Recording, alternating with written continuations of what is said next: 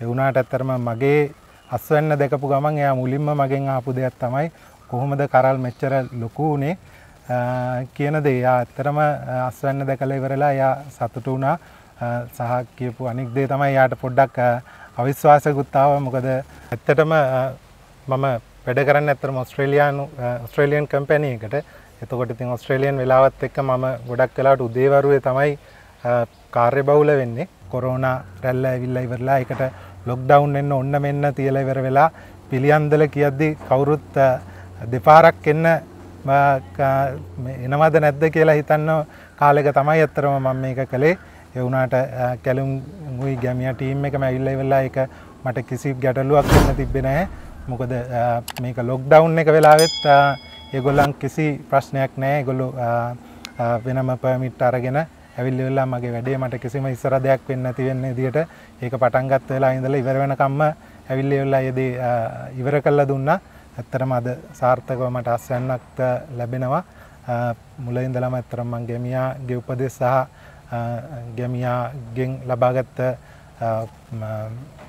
Products තමයි ඇත්තටම මම පාවිච්චි කළේ.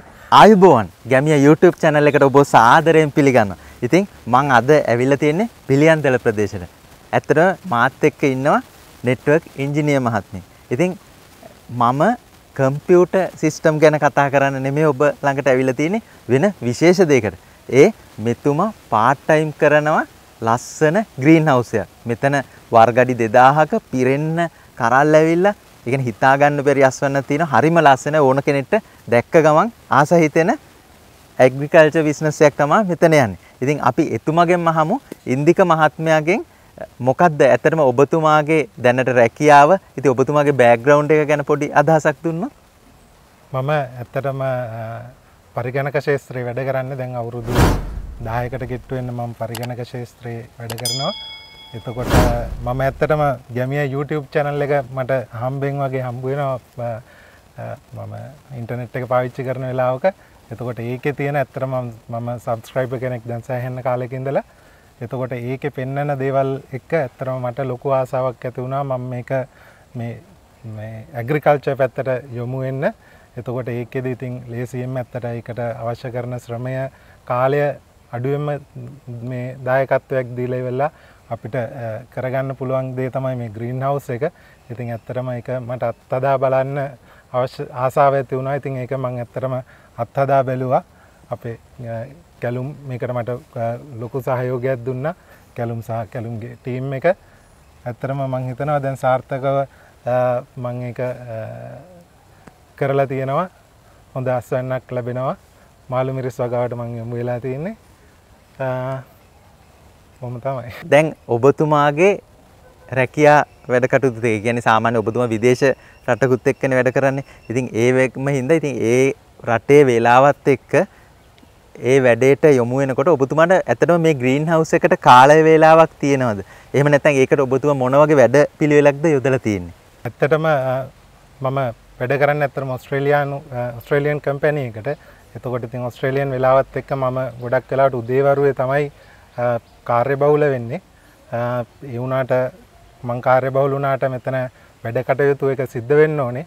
ඒකට පිළියමක් විදියට උදේට වෙලාවට වතුර දාන්න, ඒ දේවල් ටෙම්පරේචර් එක චෙක් කරන්න, ඒ දේවල් වලට ඇත්තටම මම පොඩි IoT සර්කිට් එකක් හදලා තියෙනවා.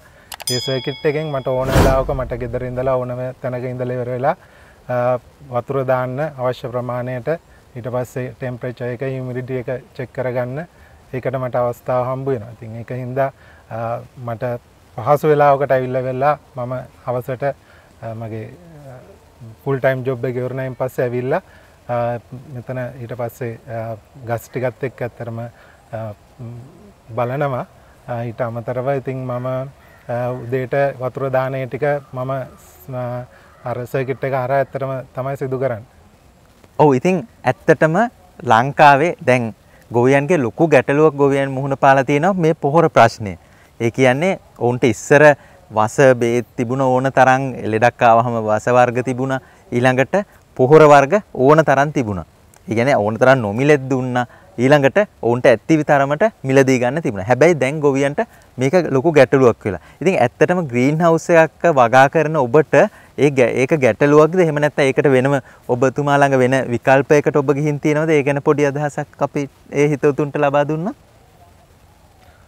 ඔව් ඇත්තටම පොලි ටනල් එකක් ඇතුලේ වගා කරනකොට මට එහෙම ලොකුවට සාමාන්‍යයෙන් එළිය වගා කරන විදිහට අර මේ ෂෙඩියුල් එකක් විදිහට කෘමිනාශක ගහන්න හිම අවශ්‍යතාවයක් නැහැ. මට මොකක් හරි ලෙඩක් ආවොත් විතරයි ඇත්තටම මම කෘමිනාශක හිම භාවිතා කරන්නේ. ඒක ඇත්තටම අර සාපේක්ෂව බොහොම සීමිත ප්‍රමාණයක් මම පාවිච්චි කරන්නේ. ඒකින්ද මට කෘමිනාශක ගැන නම් එහෙම ලොකු ගැටලුවක් නැහැ. ඒ වුණාට ගස් වර්ධනයට පෝර කියන දේ අත්‍යවශ්‍යයි. මම මුලින් ඉඳලම ඇත්තටම මේ පාවිච්චි කළේ අපේ ගැමියා එකෙන් ලබා දීපු ග්‍රෝ බෑග්ස් වල තමයි අපි වගා කරන්නේ.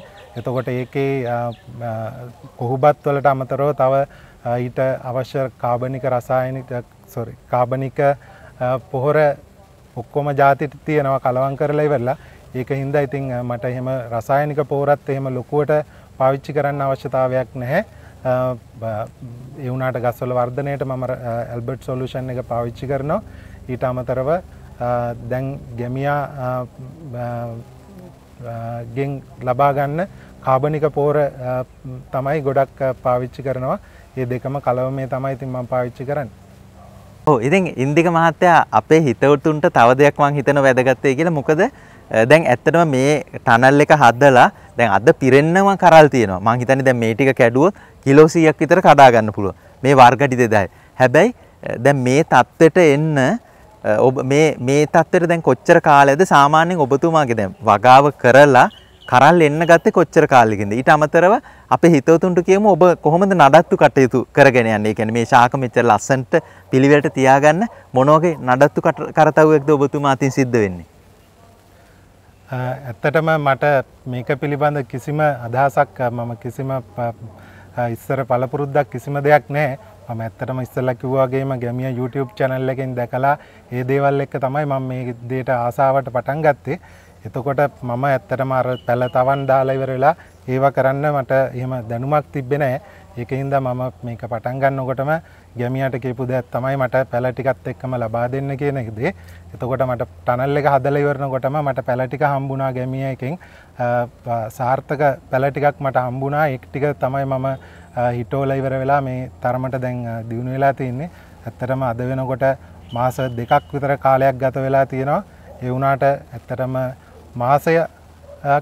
මාස එකමාරක් විතර යනකොට ඇත්තටම කරල් එන්න පටන් ගත්ත ගොඩක් ගස්වල මේකේ නඩත්තු කටයුතු කියනවා නම් ඉතින් මම මේකේ කොළ කඩලා ඉවර වෙලා අනවශ්‍ය කොළ යටින් තියෙන ඒ කොළ ටික කඩනවා. ඊට අමතරව ගස් පාත් වෙනකොට ඒක වළක්වන්න දෙපැත්තෙන් නූල් ඇදලා උඩට ආධාරක සවි කරලා ඉවරලා ඒ දේවල් කරලා තියෙනවා. ඉතින් ඒකින්ද අද සාර්ථකව ඇත්තටම ගස් ටික ඔක්කොම ගොඩක් සාර්ථක ගස් ටිකක් මට හම්බ වෙලා තියෙනවා. ඵලදාවත් ඇත්තටම සතුටුදායක මට්ටමක තියෙනවා. තව දෙයක් තමයි දැන් මේ මාළු මිරිස් කරල් දැක්කම ආසයි දිස්නේ ගහනවා.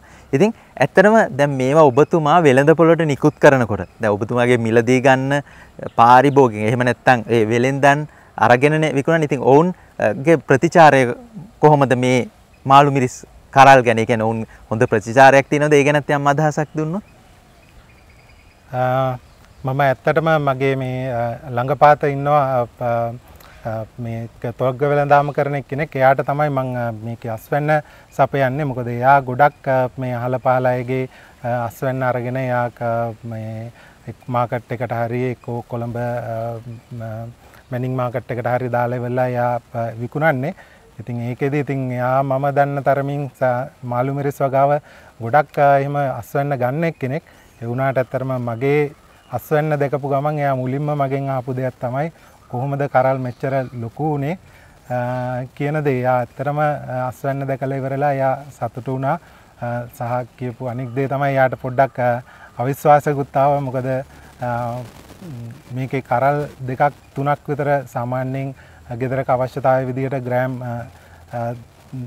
100ක් 200ක් වගේ තමයි ගොඩක් පාරිභෝගිකයෝ මිලදී ගන්න. එතකොට මේකේ විදිහට ඒ ගාන කරල් දෙකක් තුනකින් එන හින්දා ඇත්තටම මුලින්ම යාට පොඩි මේක මේ පොඩි අවිශ්වාසකුත් තිබ්බා. ඒත් එයා ඒක දැකලා ඉවරලා ඊට පස්සේ මුලින්ම මගෙන් මිලදී ගත්තා.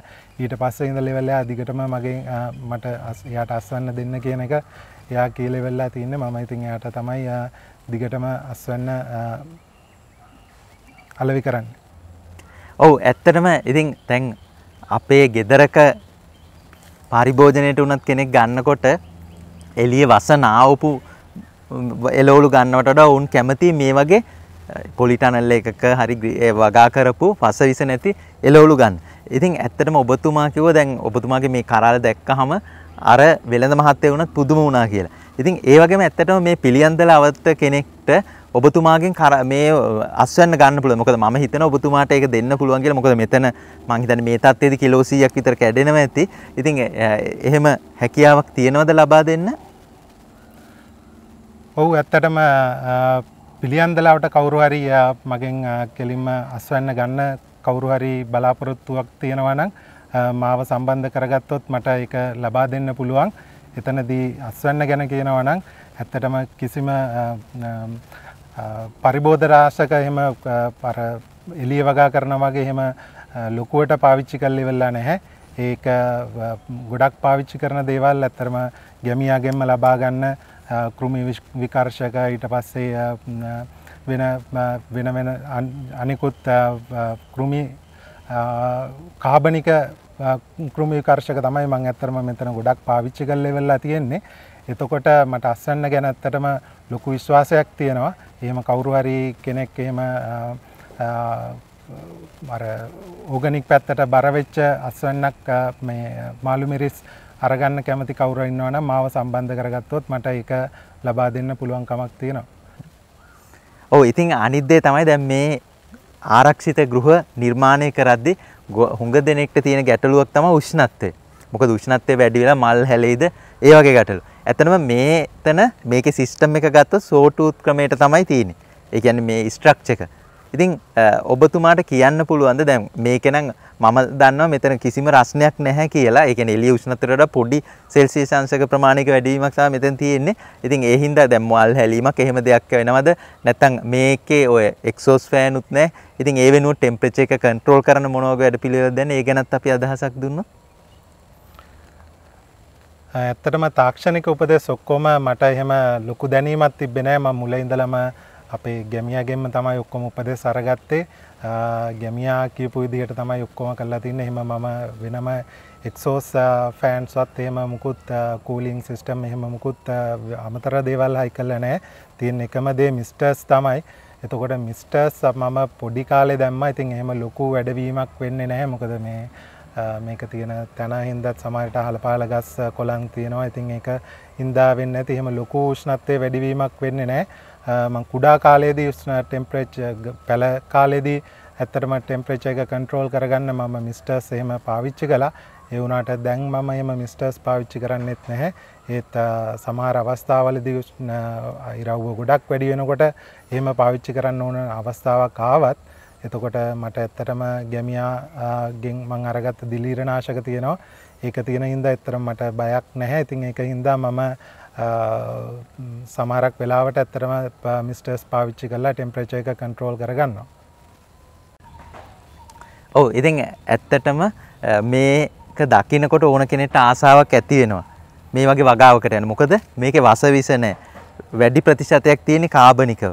ඒ කියන්නේ බය නැතුව ඕන කෙනෙක්ට මේකේ දැන් උනත් කඩාගෙන කන්න පුළුවන් හොදන්නේ නැතු උනත්. මොකද මේක කාබනික. දැන් අපේ ග්‍රෝ බෑග් වල පවා තනිකරම කාබනික ග්‍රෝ බෑග් එකක වවලා තියෙන්නේ. ඊළඟට මේකට රසායනික ද්‍රව්‍ය ප්‍රතිශතයේ ගොඩාක් අඩුවෙන් තමයි පාවිච්චි කරලා තියෙන්නේ. ඉතින් ඒ හින්දා දැන් මේ ප්‍රදේශ කෙනෙක්ට ගන්න ඕන නම් ඔබතුමාව සම්බන්ධ කරන හැටි මම ඩිස්ක්‍රිප්ෂන් එකේ ඔබතුමාගේ ෆෝන් නම්බර් එක දාන්නම්. එතකොට ඔවුන්ට අවශ්‍ය නම් ඔබතුමා හරහා මිලදී ගන්න පුළුවන්. ඉතින් අවසාන වශයෙන් ඔබතුමාට මොකක්ද මේ ගැන කියන්න තියෙන්නේ? ඔව් ඇත්තටම මට මේ පොලි ටනල් එක පිළිබඳ ඇත්ත ලොකු කාලෙක ඉඳලා ඉවරලා මට මේක අත්හදා බලලා ඉවරලා මේක කොහොමද වෙන්නේ කියන දේ කරන්න මට ලොකු ආසාවක් තිබ්බා. ඒත් ඇත්තටම මේකේ මූලික මේ පිරිවැයයි ඒකත් එක්ක ඉතින් අර මම විශ්වාසවන්ත කෙනෙක් නැතුව ඒකට අත ගන්න කැමති වුණේ නැහැ.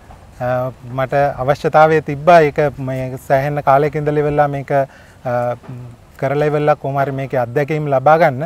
ඒකදීත් ඇත්තටම මම ඉස්සෙල්ලා කිව්වා වගේ ගැමියා YouTube එක හරහා මට කැලුම් අඳුර ගන්න හම්බුණා. ඊට පස්සේ මම කැලුම්ට කතා කරලා ඒකට අවශ්‍ය උපදෙස් ඔක්කොම කැලුම්ගෙන් තමයි ලබා ගත්තේ.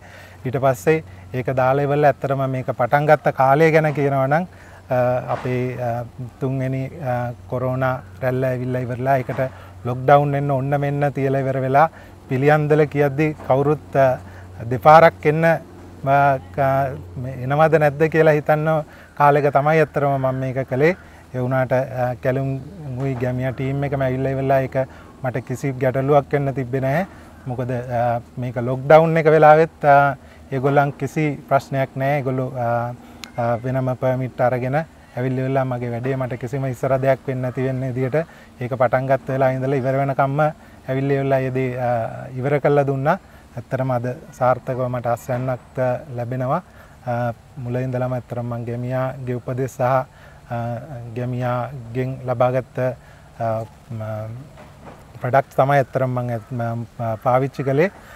ඒකට ඇත්තටම මට කැලුම් සහ ගැමියා ටීම් එකට ගොඩක් ස්තුතිවන්ත වෙනවා. ඒ දේවල් මට සාර්ථකව කරගන්න උපදෙස් දීලා ඉවරලා සහයෝගය ලබා දුන්නාට. ඔව් ඉතින් මං හිතනවා එතුමා කිසිම රහසක් හංගන්න නැතුව හැමදේම ඔබට කියලා දුන්නා. ඉතින් මේකෙන් ඔබටත් මේ පොලිටනල් වගාවේදී ඇති වෙන ගැටලු ගොඩාක් निराකරණය වෙන්නේ නැති කියලා මං හිතනවා. ඉතින් එතන එතුමාට බොහෝම ස්තුතියි. මේ වගේ හැමදේම ඔබ වෙනුවෙන් කිව්වට ඊළඟ දේ තමයි ඉතින් ඔබට වගේම ඔබේ යාළුවන්ටත් මේ වගේ ශේෂ්ත්‍ර වලට කැමති ඇති. ඉතින් ඒ හින්දා ඔවුන්ටත් බලන්න අනිවාර්යෙන් මේ වීඩියෝ එක දැම්ම ෂෙයා කරන්න. ඔබ ගැමියා YouTube channel එක subscribe කරලා නැත්නම් දැම්ම subscribe කරලා අපිත් එක්ක touch එකෙන්. මොකද අපි ඉදිරියේදීත් මේ වගේ වටිනා වීඩියෝ ගොඩාක් ඔබ වෙනුවෙන් ගෙන්න බලාපොරොත්තු වෙනවා. ඉතින් අපි මේ වගේ තවත් වීඩියෝ එකකින් හමු. ඔබට තෙරුවන් සරණයි. ඔබට 100% සාර්ථක ප්‍රතිඵල ලබා ගැනීමට පාරම්පරික වට්ටෝරු අණුව නිපදවන කාබනික දියර පොහොර කෘමි විකර්ශක ග්‍රෝ බෑග්ස් ලබා ගැනීමට පහත අංකය අමතන්න.